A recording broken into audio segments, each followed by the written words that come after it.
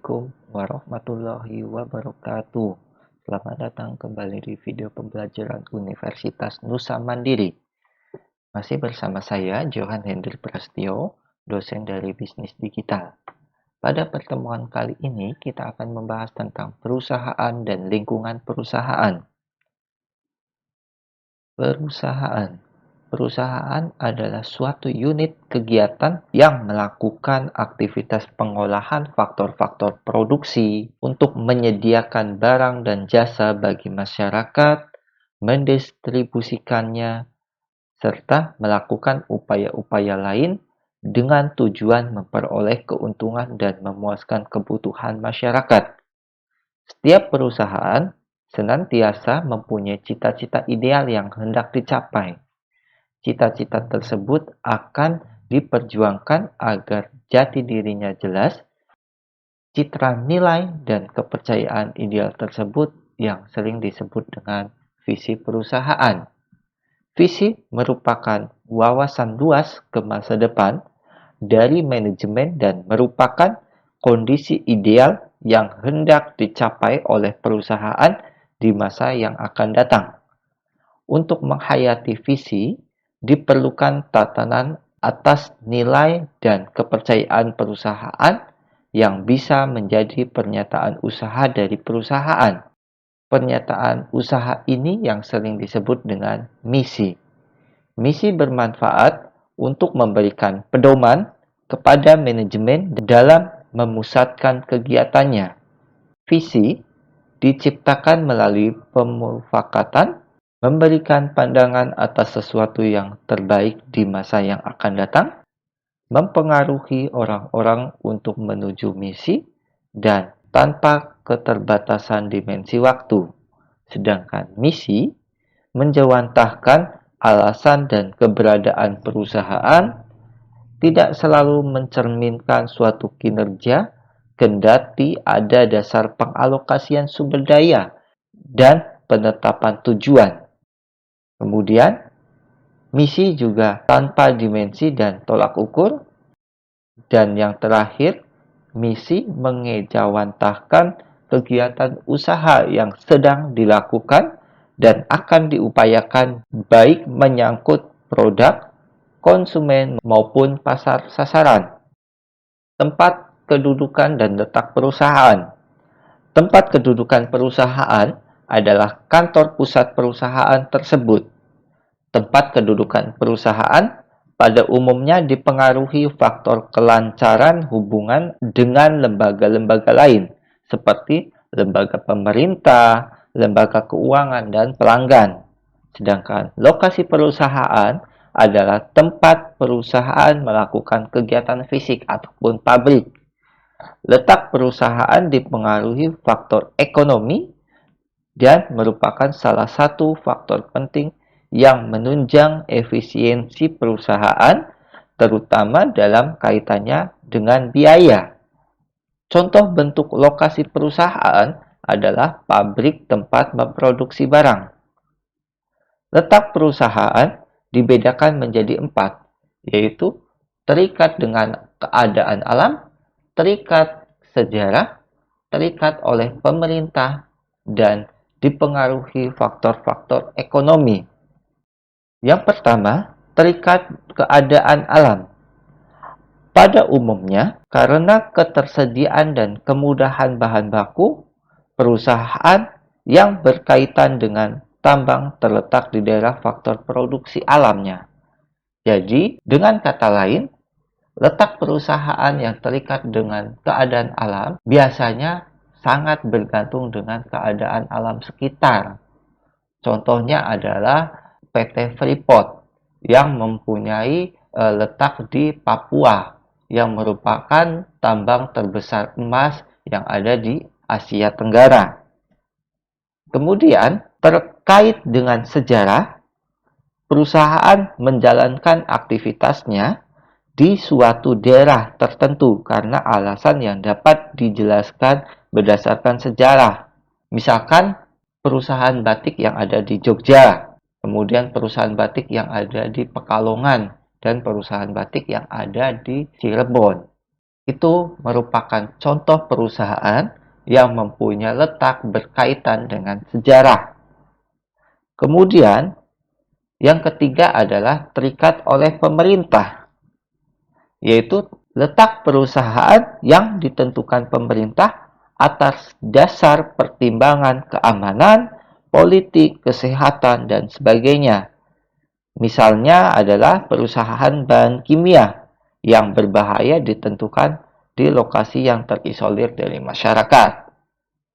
Dan yang terakhir, dipengaruhi faktor-faktor ekonomi. Lokasi perusahaan jenis ini, pemilihannya dipengaruhi oleh banyak faktor ekonomi, seperti kedekatan dan faktor ketersediaan bahan mentah, ketersediaan tenaga air, ketersediaan tenaga kerja, ketersediaan modal, kemudahan transportasi, dan kesesuaian iklim. Ini merupakan contoh dari perusahaan yang dipengaruhi oleh faktor-faktor ekonomi. Berkaitan dengan perusahaan, perusahaan tentu mempunyai tujuan perusahaan. Perusahaan akan melakukan kegiatan produksinya hingga mencapai tingkat keuntungan yang maksimum tentunya. Di sisi lainnya, perusahaan merupakan suatu unit kegiatan produksi yang menyediakan barang dan jasa bagi masyarakat. Unit kegiatan ini sering disebut dengan lembaga sosial. Jadi, laba bukan satu-satunya tujuan perusahaan. Masih terdapat berbagai tujuan lain seperti memberi kesempatan kerja untuk mengurangi pengangguran, upaya pengabdian masyarakat, dan lain sebagainya. Itu merupakan sebuah contoh tujuan dari perusahaan. Tujuan perusahaan sendiri tidak lepas dari tujuan ekonomis dan tujuan sosial. Berkaitan dengan tujuan ekonomis, merupakan upaya perusahaan untuk mempertahankan eksistensinya. Contohnya adalah menciptakan laba, menciptakan pelanggan, menjalankan upaya pengembangan dengan memusatkan perhatian pada kebutuhan masyarakat dalam hal produk yang diinginkan, kualitas, harga, dan lain sebagainya. Kemudian berkaitan dengan tujuan sosial, perusahaan memperhatikan keinginan investor, karyawan, penyedia, faktor-faktor produksi, maupun masyarakat luas. Nah, kedua tujuan tersebut saling mendukung untuk mencapai tujuan utama perusahaan, yaitu memberikan kepuasan kepada keinginan pelanggan ataupun konsumen. Tujuan perusahaan di sini akan membentuk sebuah sistem perusahaan. Sistem adalah suatu kesatuan dari unit-unit yang telah berinteraksi baik secara langsung maupun tidak langsung dalam rangka mencapai tujuan tertentu.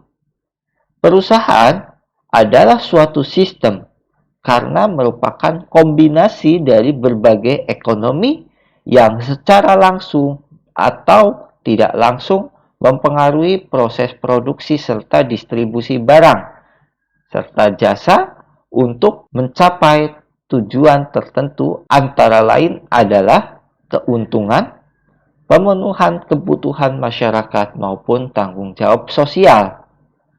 Perusahaan sebagai sistem dibagi menjadi beberapa bagian. Yang pertama adalah kepada pemilik modal. Bentuk pertanggungjawabannya adalah pengelolaan keuangan dan kemajuan perusahaan. Kemudian yang kedua adalah kepada lembaga peneliti. Bentuk pertanggungjawabannya adalah membantu pendanaan. Yang ketiga, kepada pekerja. Bentuk pertanggungjawabannya adalah membayar gaji dan memenuhi fasilitas kerja yang ada dalam perusahaan tentunya.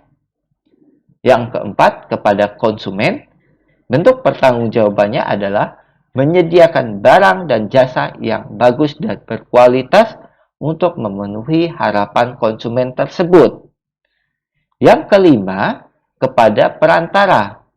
bentuk pertanggungjawabannya adalah memberi imbalan atas jasa yang ditawarkan perantara kepada perusahaan tersebut. Yang keenam, kepada pemerintah. Bentuk pertanggungjawabannya adalah membayar pajak untuk menambah devisa negara. Yang keenam, kepada pemasok bahan. Bentuk pertanggungjawabannya adalah memberi balas jasa atas bahan yang telah dipasok oleh pemasok tersebut. Dan yang terakhir ataupun kedelapan adalah kepada pesaing, yaitu bentuk pertanggungjawabannya adalah menciptakan iklim usaha yang bergairah dan berkompetisi secara sehat. Dari beberapa sistem tersebut, tentu akan membentuk sifat-sifat sistem.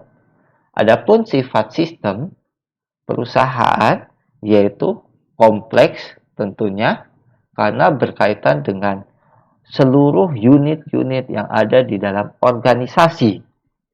Kemudian, sistem juga sebagai suatu kesatuan unit. Karena dalam sebuah perusahaan tentunya tidak berjalan ataupun tidak dapat berjalan tanpa adanya dukungan dari unit-unit yang ada dalam perusahaan. Yang ketiga, sistem sifatnya beragam karena di sini berkaitan dengan pertanggungjawaban yang harus diberikan kepada pemerintah, pesaing, dan lain sebagainya yang tadi sudah dijelaskan. Kemudian yang keempat, sifatnya adalah saling bergantung. Karena memang sistem dalam perusahaan sangat bergantung pada semua aspek yang ada di dalam perusahaan maupun di luar perusahaan tersebut. Dan tentu sistem juga bersifat dinamis. Karena suatu sistem dapat dibentuk ataupun suatu perusahaan dapat berkembang dengan baik apabila mempunyai sifat sistem yang dapat beradaptasi dengan lingkungan ataupun kondisi saat ini. Kemudian, perusahaan mempunyai fungsi-fungsi perusahaan. Ada dua fungsi perusahaan apabila kedua fungsi tersebut dijalankan dengan lancar, terkoordinir, terintegrasi dalam rangka mencapai tujuan tersebut. Dua fungsi tersebut adalah fungsi operasi dan fungsi manajemen. Fungsi operasi, pembelian dan produksi, pemasaran, keuangan, personalia, akuntansi, administrasi, teknologi informasi, transformasi dan komunikasi, pelayanan umum dan undang-undang, dan fungsi penunjang operasi lainnya merupakan sebuah fungsi operasi dalam perusahaan. Kemudian, berkaitan dengan fungsi manajemen, meliputi fungsi perencanaan, pengorganisasian, pengarahan, dan pengendalian. Bila kedua fungsi ini berjalan dengan baik, maka perusahaan akan menjalankan operasinya dengan lancar, terkoordinasi, terintegrasi dalam rangka mencapai tujuan perusahaan.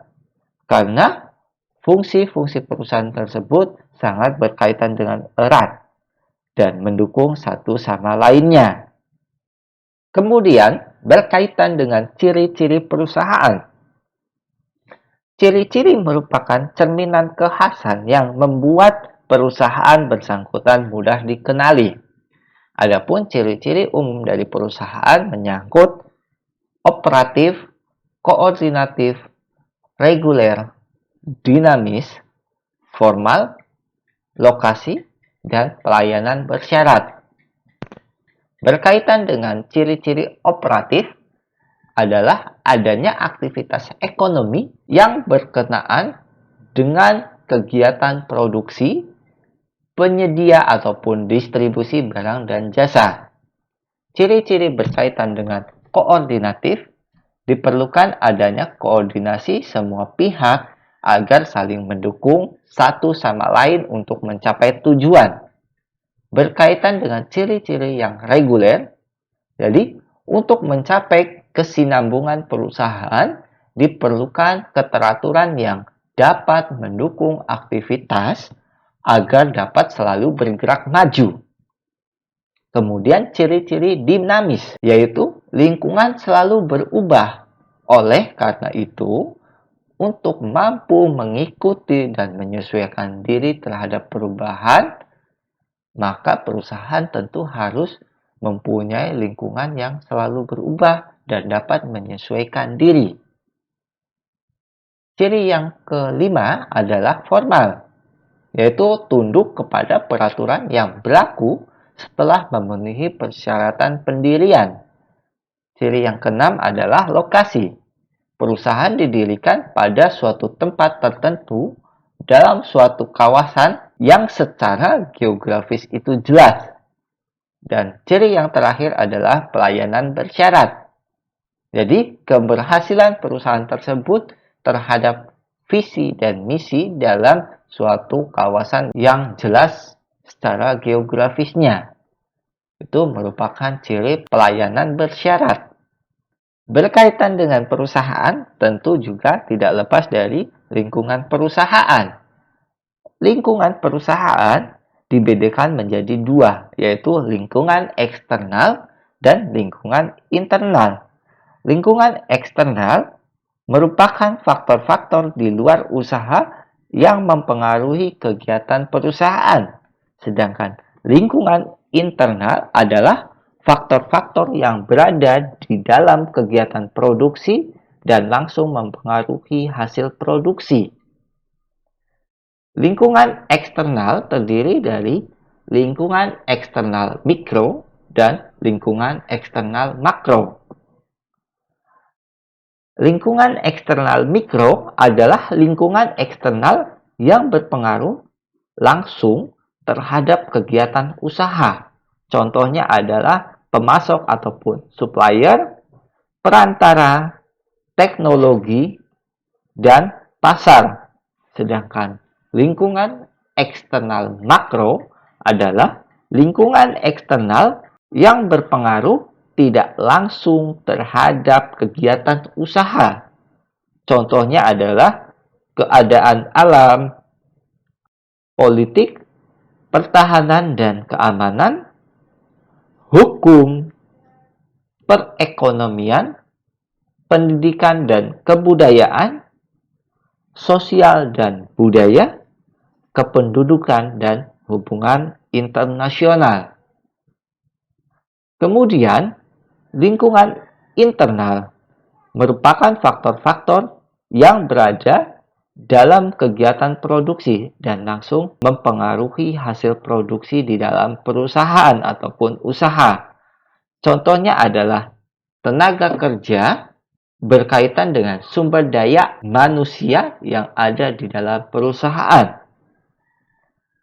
Peralatan dan mesin tentunya alat-alat yang digunakan untuk memproduksi barang dan jasa. Kemudian yang ketiga adalah permodalan, berkaitan dengan kepemilikan investor, pengelolaan dana, dan lain sebagainya. Kemudian yang keempat adalah bahan mentah tentunya. Bahan baku yang akan diolah dari bahan mentah menjadi setengah jadi maupun barang jadi, maupun nantinya akan disimpan dalam gudang dalam perusahaan. Yang kelima adalah sistem informasi dan administrasi sebagai acuan pengambilan keputusan. Demikian video pembelajaran pada pertemuan kali ini. Terima kasih. Assalamualaikum warahmatullahi wabarakatuh.